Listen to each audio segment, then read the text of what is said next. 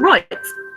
Morning, everyone. So today, I don't know if I mentioned on Friday which poem we were going to talk about today, but it is going to be one of the longer ones.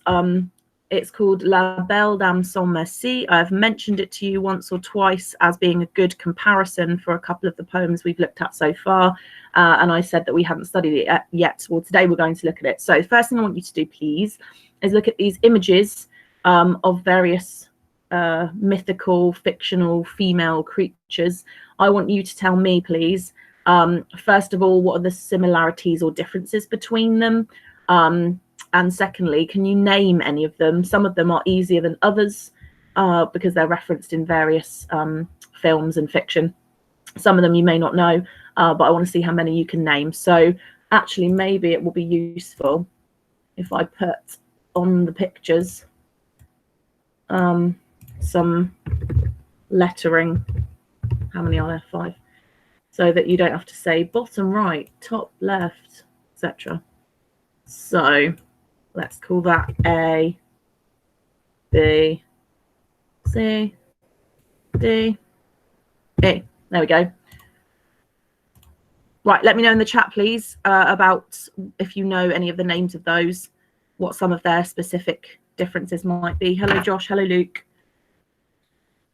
Hope we're all right.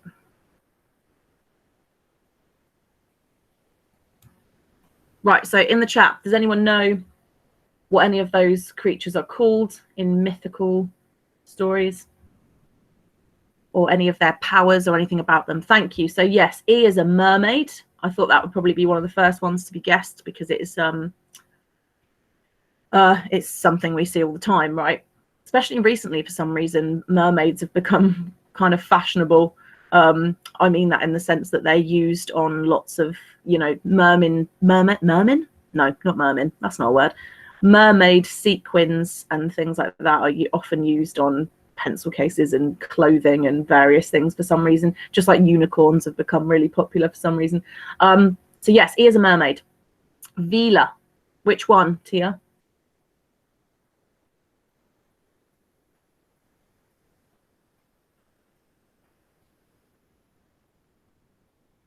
I'll have to remind myself in a second. I've got them all named. Any other guesses for any of the others? What about this one? This one looks like a mermaid, but it's a specific type of mermaid. She has white hair. Yes, I think you're right, actually. Made this a long time ago. Let me check. Yes, you're correct. So Vila, but yes. Well done for knowing that. How did you know that? Is that from something? What's that from that you've seen?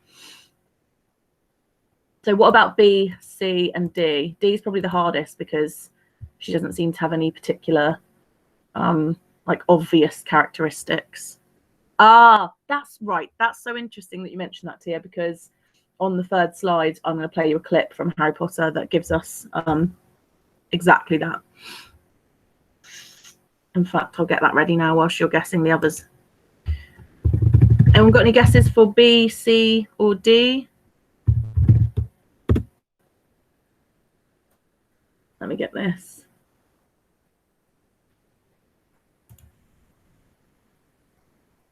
Go.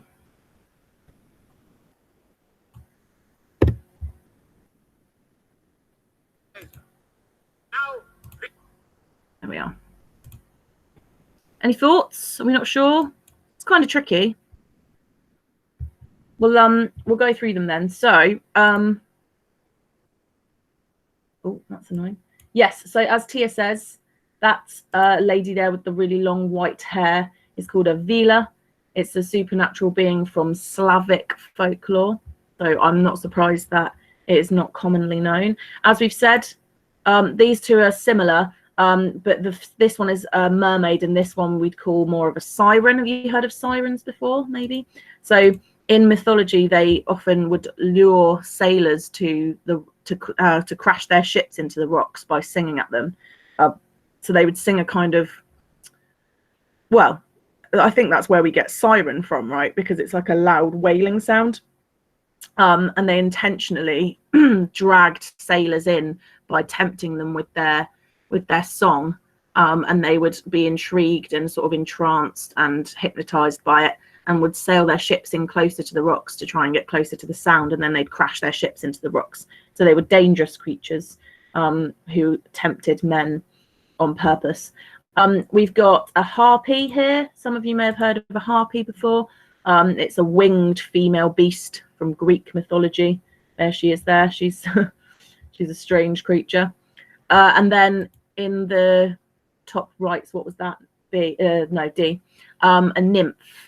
We've mentioned, I think nymph was in another poem that we've looked at. Can't remember which one. Wanton ambling nymph. Neutral tones. If anyone can remember that, let me know. A mythological spirit of nature imagined as a beautiful maiden. She inhabits rivers, woods, or other locations. So she's kind of a forest dweller. Mermaids and sirens are of the sea. Velas are also kind of foresty. And then harpies are of the sky. Why is it always Greek? It's not always Greek. Greek mythology is really popular and often referenced. But there are other types of mythology. You've got Norse mythology, as we've said here, Slavic. They're from various different periods in history and geographical locations across the world. So there is folklore and mythology from lots of different places. It just happens to be, for some reason, that Greek mythology is always referenced a lot. I'm not sure why it's referenced a lot. It's just popular, I guess. There's lots of different characters that are referenced a lot. Things like Zeus is referenced in various films and stories. Thor as well, I believe that is Greek. And he, as you know, is in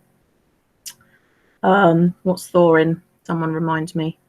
The action superhero Avengers. Thank you. Thank you. I'm not very good on my film. Well, at least I'm not very good on action film. But yeah, so yeah, they are mentioned a lot. It's just it's something that's popular and seems to do well for some reason. Okay, anyway, the reason I mentioned these creatures is because in the poem that we're going to look at today, La Belle dans Merci, there is a dangerous female character who sort of lures a knight to his death, which is what is similar about all of these female creatures. So as you can see here, these female creatures are all from folklore or mythology, and they're all described as being wild, sometimes dangerous, temptresses to men. So their purpose is to tempt men to a pretty nasty fate usually.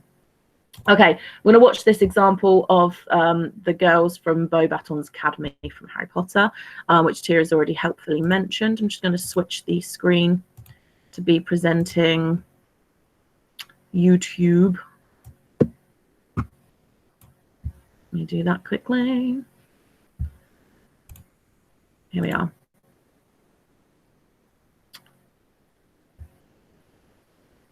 Can you see the YouTube clip screen now? Perfect. Right. So let's have a watch of this. Watch how they watch how the other characters react to them as they enter the room. That's the most important thing. That tells us about what they're doing. Please join me in welcoming the lovely ladies of the Beauxbaton's Academy of Magic and their headmistress, Madame Merci.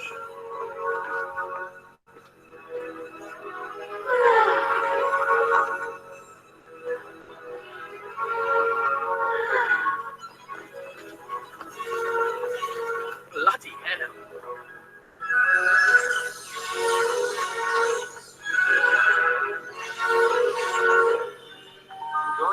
That's one big woman.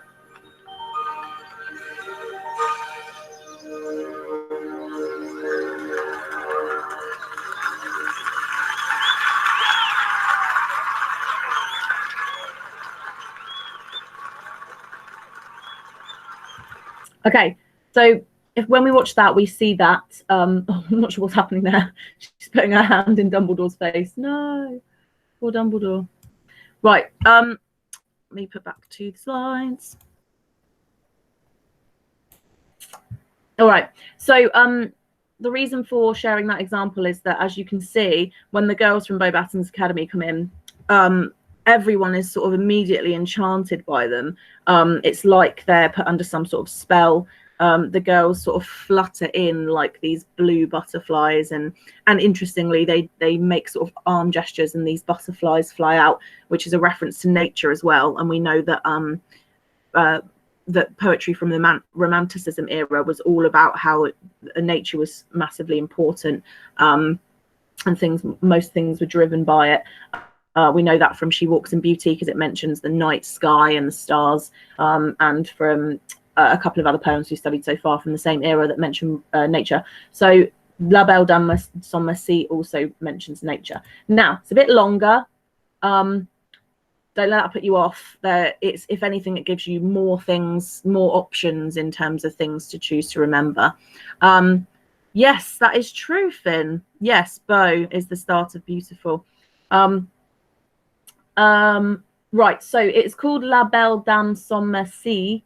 I haven't, it's not actually written here, but it's written like, oh, you'll see it if you've got your anthology open.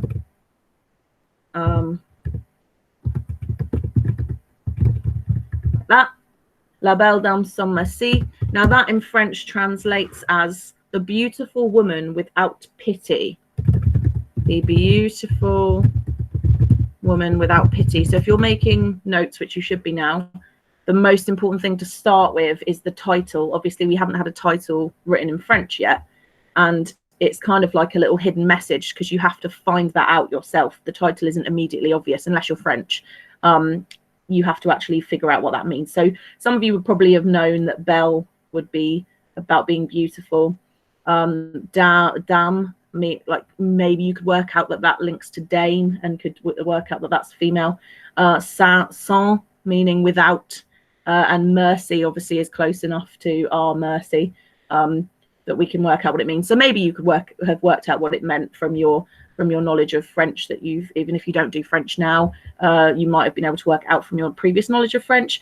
But either way, it tells us that it's going to be about a beautiful woman who has no pity, no mercy on the men that she is tempting. So we know from the start what this is going to be about, really. So I'm going to read it to you first. As I say, it is a bit longer than the ones we've looked at so far, but it's fine. There's going to be lots to say about it, so please don't let that put you off. Also, as with a couple of the others, there's lots of really old-fashioned language in this. The poet John Keats is attempting to sort of bring back to life the poetry of the medieval era, and so there's knights and princes and fairies and all this kind of stuff in it. So it's not particularly easy to relate to for a modern audience. But we can at least understand it because all this stuff is referenced nowadays still anyway. But don't be put off by the old-fashioned language is what I'm saying. Okay, I'm going to read it to you and then we'll talk about it in a bit more detail. So, oh, what can ail thee, knight at arms, alone and palely loitering? The sedge has withered from the lake and no birds sing. Oh, what can ail thee, knight at arms, so haggard and so woe-begone? The squirrel's granary is full and the harvest done. I see a lily on thy brow with anguish moist and fever dew, and on thy cheeks a fading rose fast withereth too. I met a lady in the meads, full beautiful, a fairy's child. Her hair was long, her foot was light, and her eyes were wild. I made a garland for her head, and bracelets too, and fragrant zone. She looked at me as she did love, and made sweet moan. I set her on my pacing steed, and nothing else saw all day long, for sidelong she would bend and sing a fairy's song. She found me roots of relish sweet, and honey wild, and manna dew, and sure in language strange she said, I love thee true. She took me to her elfin grot, and there she wept and sighed full sore, and then I shut her wild, wild eyes with kisses four. And there she lulled me asleep, and there I dreamed, ah, woe betide, the latest dream I ever dreamt on the cold hillside. I saw pale kings and princes too, pale warriors, death pale were they all. They cried, La Belle Dame sans Merci, thee hath in thrall.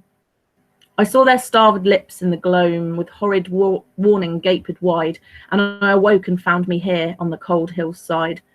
And this is why I sojourn here, alone and palely loitering, though the sedges withered from the lake and no birds sing. So immediately you may have noticed that there is some cyclical structure happening again, which we've noticed already in neutral tones and in one of the others that I can't remember off the top of my head. And so it's important to notice that it's kind of also on a loop, what's happening here. So firstly, what's really important is these first 3 stanzas here. I'm going to put them in a different color just because there are 2 different speakers in this poem. Okay, that's important to note. So the first 3 stanzas are spoken by an anonymous questioner. So someone that we don't know who they are. They're just like a narrator, someone who's sort of omnipresent, who's speaking to the knight. And then the rest of the stanzas are the knight answering those questions and talking about what's wrong with him. So the first 3 stanzas are an anonymous person saying, "What's wrong with you, knight? Why do you look so pale? Why do you look like you're dying?" And then the rest of the poem is the knight explaining what happened to him and why he's in this situation. So as usual, I will go through what it's about, context, language, structure, form, all that stuff, just at a basic level. Allow you to make some initial notes, and then we'll come back to this once we have a clearer understanding. We can pick apart each of the stanzas and add some more detailed notes. Okay, so the speaker, the person who speaks for the first 3 read stanzas, we don't know anything about them. They're just a narrator, but they find a knight wandering in a trance. The knight tells him that he met a beautiful woman. The woman sang to him and he gave her gifts. They have an encounter in her elfin grot. That's like a grotto. Elfin, we talked about being elf-like, elvish. And an encounter of a sort of romantic sexual kind. And when the knight falls asleep, he has a supernatural nightmare, a bad dream. The woman disappears and leaves him alone wandering around this lake. And it seems like he sort of stays wandering around that lake forever, sort of looking for this woman that's seduced him and then abandoned him. And that might be why Keats has chosen to use cyclical structure here, because the knight is wandering around and around this lake endlessly looking for this woman. And so the poem sort of has a loop feel to it. Okay, so some context then. John Keats, you may have heard of him, really famous. Another romantic poet. He was writing in the early 1800s. It was not long after the French Revolution. If you've seen Les Miserables, you know what the French Revolution is. Imagine it being him being around not long after that. So it was before the Gothic era, so before the Victorian period, so just before that. Lots of themes of the supernatural and nature. We've said before already that that's very common for Romanticism. The trees and fields and the sky and the stars and the moon and all of that nature is always referenced because it's seen as being important and powerful by the Romanticist poets.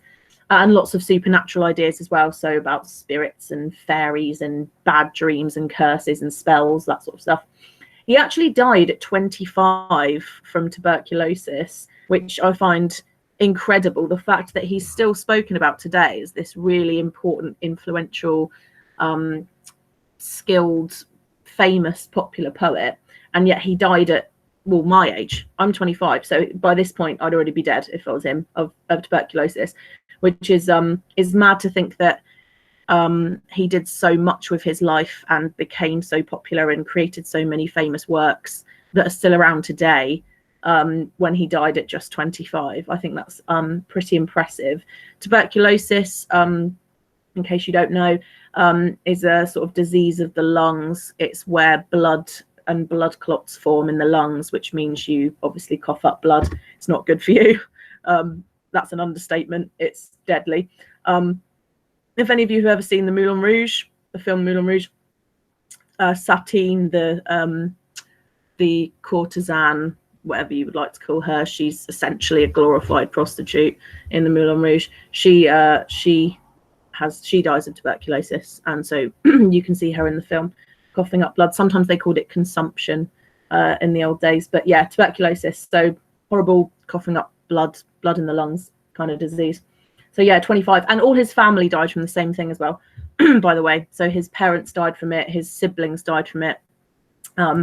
He decided, he actually went to medical school to train to be a doctor, presumably because he was inspired by the deaths of his family to try and do something about helping people medically. Unfortunately, before he got to take all of his medical exams and become a doctor, he also then died at the fate of tuberculosis. So pretty tragic.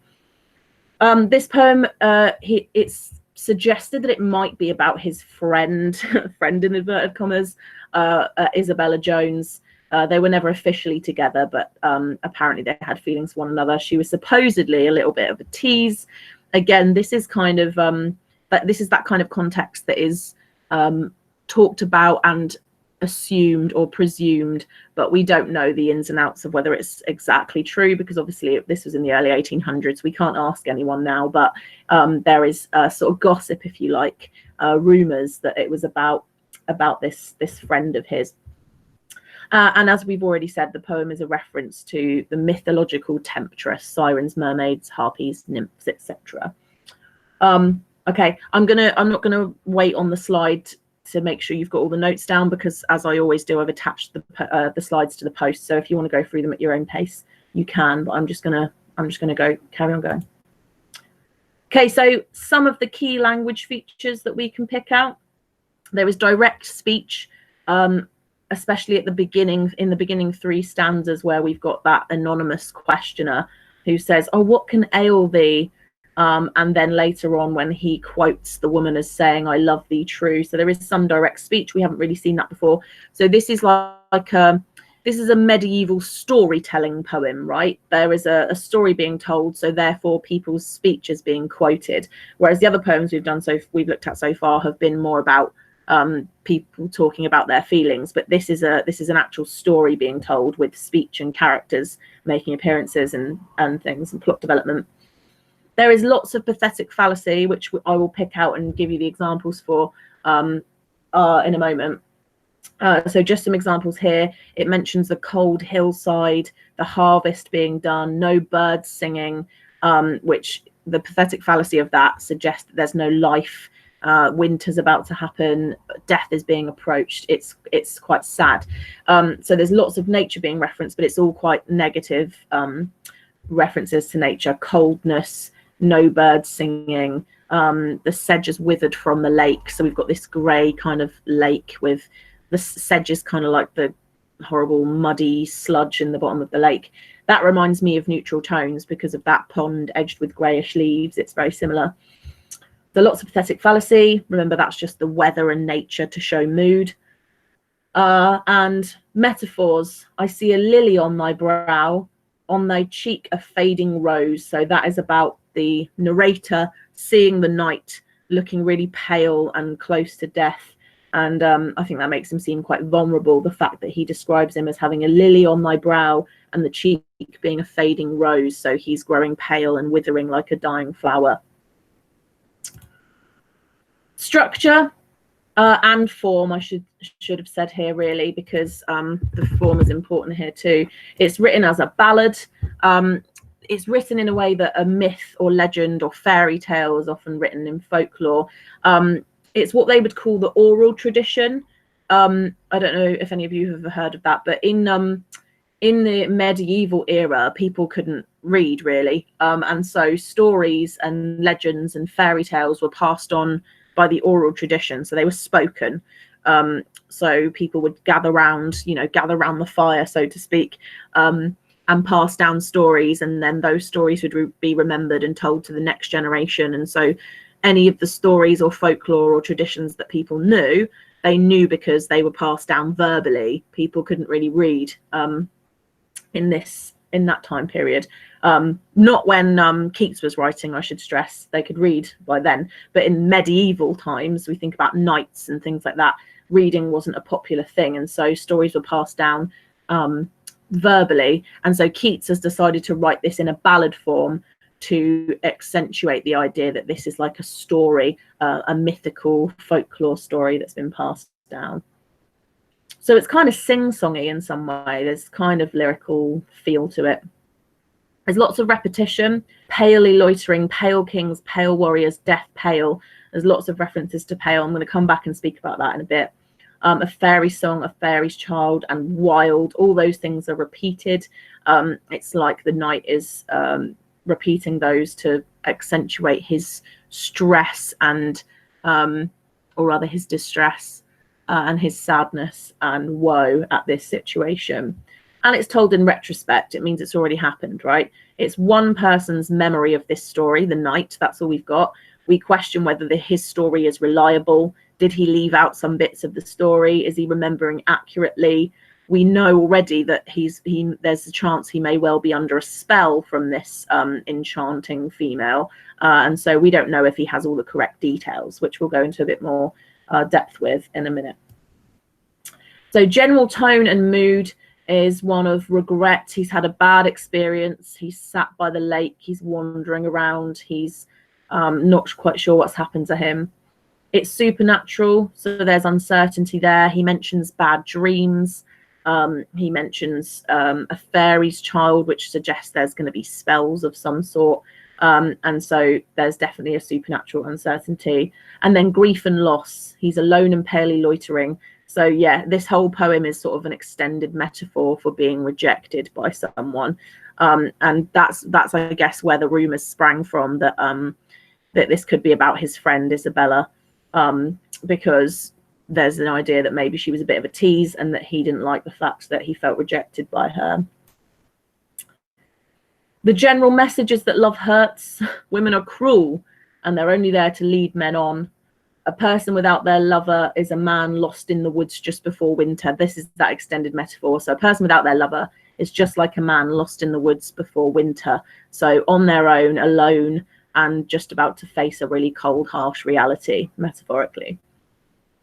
And that physical or material love is temporary. Love is more than physicality and gifts. Love is more than sexual flings and giving gifts to each other. This reminds me of One Flesh as well. Completely different relationship, but that idea we talked about, that love is more than being physical with each other. It's a greater bond than that.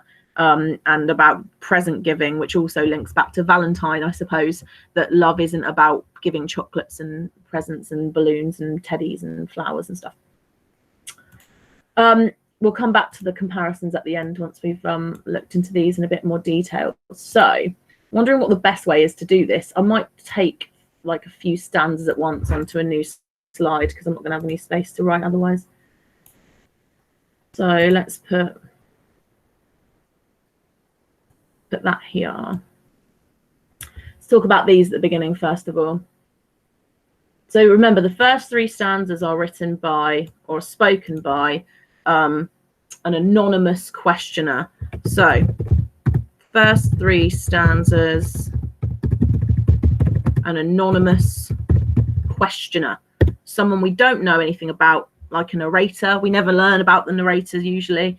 They're just a voice to sort of pose the questions to the knight. So almost you could say that we are the anonymous questioner too. As a reader, we read it and we're wondering alongside the narrator what's happened to this knight, and then the knight answers us. So this is just an anonymous person who's there to pose those questions to the knight. So first three stanzas, anonymous questioner. Oh, what can ail thee, knight at arms? He's saying, what is wrong with you, knight? What's wrong? What's the matter? He spots this knight wandering in the forest. He's palely loitering. So there's that first reference to pale, and loitering meaning not going anywhere. He doesn't have the energy. He's sort of hanging around in the same spot. He looks like he's on the edge of death. Oh. He's really close to death. The sedge has withered from the lake and no birds sing. So we've mentioned this already. We've got some pathetic fallacy here with the lake being cold, with no birds singing. We associate this bird song with joy.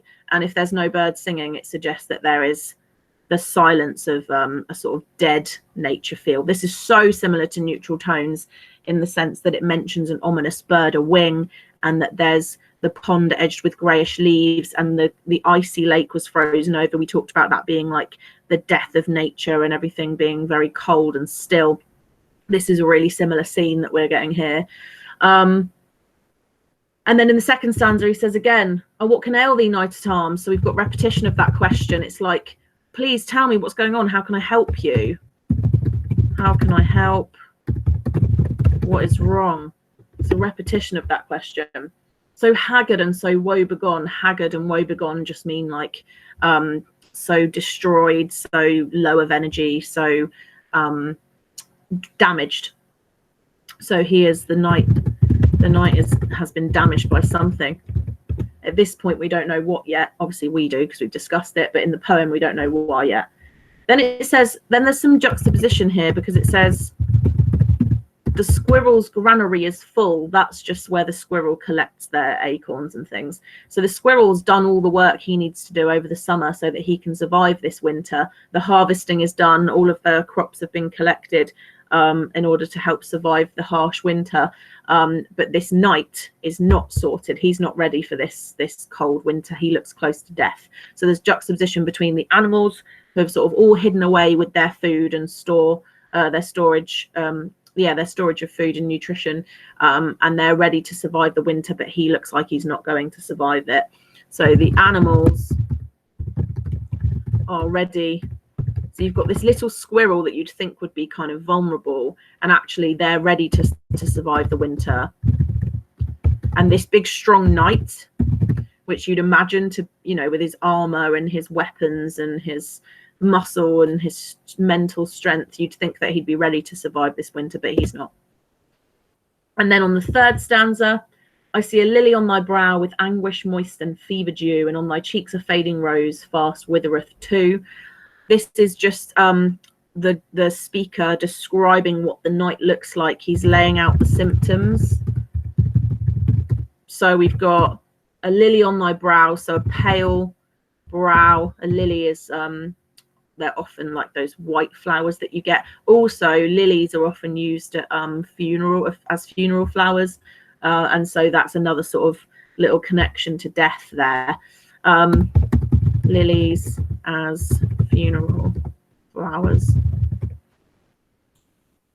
Oh, 1L. That doesn't seem right. Oh yeah, no, it is right. What am I talking about? They're often used as funeral flowers. Okay, what else? Anguish moist and fever dew. So the knight has a fever. Night fever. It's not funny. Come on. The knight has a night fever. I just wrote that because I said it. I'm an idiot. Night fever, night fever. That's how you're going to remember this poem from now on. Night fever. The knight has a fever. There's the bin lorry again. This happens every week at this time, I'm sure. The knight has a fever, and on their cheeks a fading rose. So the fact that they use lily and roses to describe how pale and close to death the knight is, I think is an interesting choice, because I think it accentuates his vulnerability by using flowers to describe how pale and how close to death he is. Flowers are stereotypically seen as delicate, and by that token, female. For some reason, females are often bought flowers. You don't often think of buying a man flowers. You might do, but it's just not stereotypically seen as that kind of thing, a thing that relates to males. And so to describe him as being a lily and having a lily on his brow and a fading rose on his cheek makes him seem quite vulnerable and weak. Which he is, right? Because he's close to death. Fast withereth. It's withering fast, withering quickly. Okay. Let's do the same thing with the next part. The next three.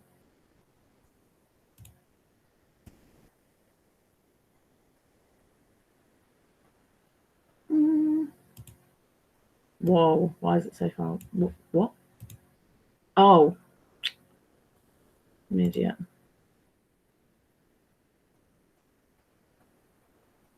How can I make this better? Oh, it's because there's a big space. Right, bear with me.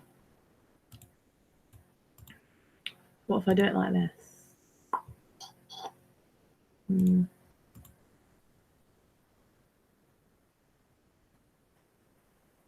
Not working, is it? It's because it's such a long poem that I've had to do it in this stupid way. Right. Hopefully. It's just because there's a big space. Yeah, there it is.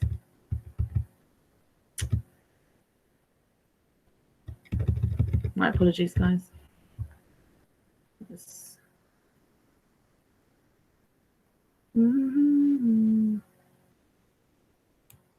Right, here we are.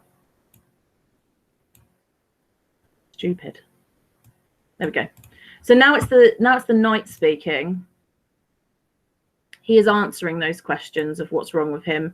This is where the storytelling part happens. He's now saying, well, this is why I'm ill and close to death. This is what happened to me. He says, I met a lady in the meads, you know, like plants and reeds around the pond, full beautiful, a fairy's child. So we've got that mentioning of, mentions fairy. It's the old traditional spelling of fairy. Not the way we'd spell it now, but medieval spelling of fairy. Fairy's child suggests there's going to be some spells or magic or curses or something being put on him. Her hair was long, her foot was light. That doesn't actually mean her foot was not heavy, right? It means that she trod lightly because she was small, light-footed, and her eyes were wild. So we've got this hint towards danger here.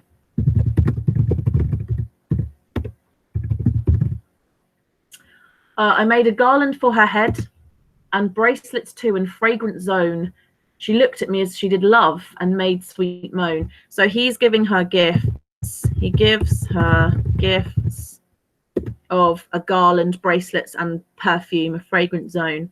She looked at me as she did love. So he doesn't say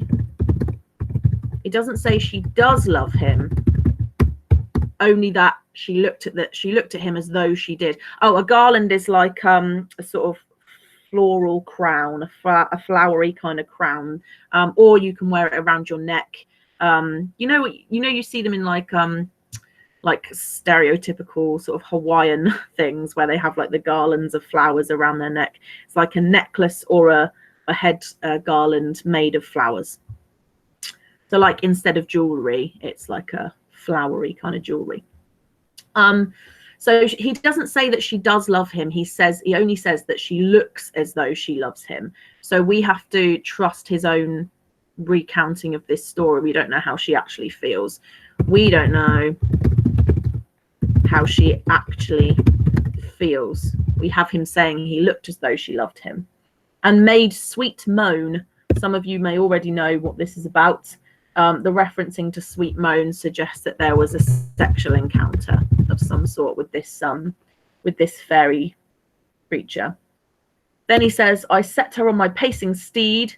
Steed is a horse. Pacing means to move quickly. So he took her with him on his horse and nothing else saw all day long. So took her on his horse and saw nothing else all day. Now, that doesn't literally mean that he didn't see anything else all day. What that means is that he is now sort of blinded by her, sort of hypnotized by her, and therefore can't really pay attention to anything else, right? He's become sort of obsessed. We can think of a couple of other poems where obsession happens, actually, can't we? How Do I Love Thee? Let Me Count the Ways, Sonnet 43. I Want to Be Yours has obsession and devotion in it. It's important to make these links all the time as you think of them, because it helps you keep them connected and compared in your head. For sidelong, she would bend and sing a fairy song. So she's sort of leaning out to the side and around him and singing this fairy song in his ear. So it's like she's keeping him under her spell. Okay. And then what I'll do for the last part, I think, is maybe just get rid of this and do it on here. That will make more sense. To stop the ridiculousness that happened earlier. Oh no. Oh, oops. I think I made it worse. I'm just going to leave it. I'll leave it like that. We'll do it. I'll write it under here. Okay, so she found me roots of relish sweet and wild and honey wild and manna dew. Those are references to gifts that were given to biblical creatures in the First Testament of the Bible. So we've got honey wild and manna. Oh, not all capitals. honey, wild, and manna dew relate to gifts given to biblical characters in the First Testament of the Bible. And they're all natural gifts, right? Just as he gives her flowers, which are natural, she gives him honey and manna dew, which I'm not sure what that is actually, but it's a plant-based thing. Dew, we know, is like the sap that comes from plants, and manna, I think, must be a plant. I'll find out. But they are all natural gifts. She doesn't give him anything, you know, like material, like clothing. She gives him things she finds in the forest, because it's almost like she belongs to the forest, right, as a fairy. So she gives him these natural gifts.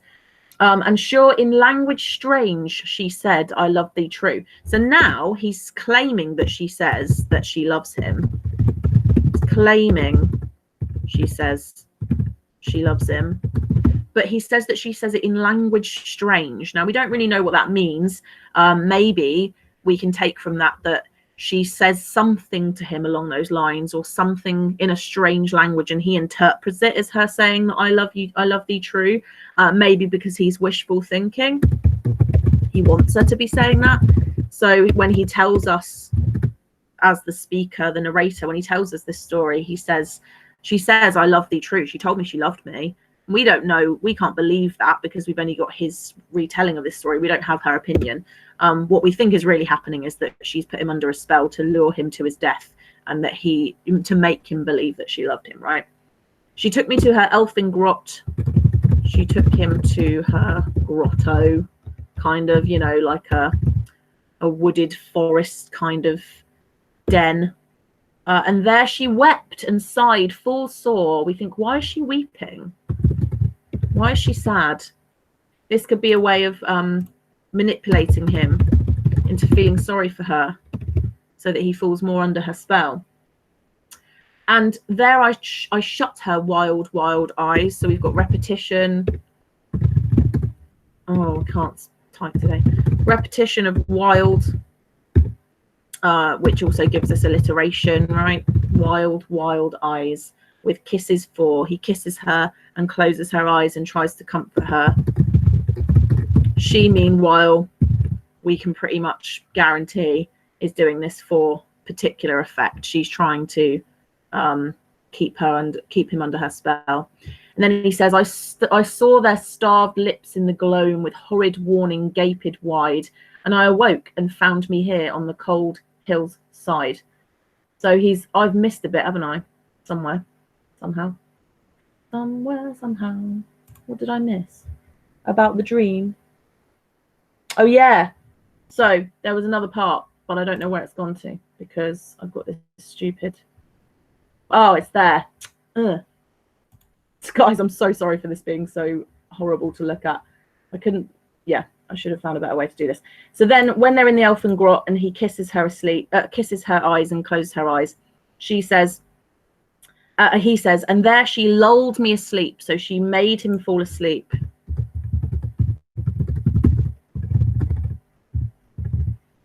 And he dreamed, woe betide, the latest dream I ever dreamt on the cold hillside. He has a bad dream about her making him fall in love with her and then leaving him. And then when he awakes, he sees pale kings. Oh, sorry, still in his dream, he saw pale kings and princes too, pale warriors, death pale were they all. They cried, La Belle Dame sans Merci, the hath enthralled. So this stanza here is all about him dreaming that his fate has happened before to many other men. Okay, he has this premonition, this kind of supernatural dream, that what she's doing to him, she has done to many other men in the past. Pale kings and warriors are all palely loitering around this lake. Then I saw their starboard lips in the gloam, with horrid warning gaped wide, and I awoke from this dream and found myself here on the cold hillside. So more pathetic fallacy there. And this is why I sojourn here. Sojourn means to stay temporarily. This is why at the moment I'm staying here, alone and palely loitering, though the sedge is withered from the lake and no birds sing. So he's returning to the original question of the narrator. You ask why I'm here. I've told you the story. That's why I'm wandering around this lake, though the sedge is withered and no birds are singing. That is the reason I am here. Okay. I'm aware that it's just about to be break time. So I'll let you guys go. I know that was probably the longest one because it's a long poem. There's a lot to say about it. I'm hoping you've got lots of detailed notes. At the start of tomorrow's lesson, we'll do a really brief recap where you tell me some quick facts about the poem, quick things you've remembered. And then I will introduce you to another one that could compare well to it. I just need to make sure before you go, I just need to make sure I've got you all written down, because I think some people joined after I started. So let me just quickly check that, and then I'll let you go. Bailey and Ben, hello. Finn, Holly, Jacob, Jess, got you. Josh, did I get you? Yes. Kira, yes. Luke, yep. Mariana, Martin, Michael, Oscar, Ruby, hello. Sam, Tia, Tom, Vivian. Okay, cool. I think I've got you all now, guys. Thank you very much, and I will see you tomorrow at period 2 again. All right. Thank you. Bye-bye.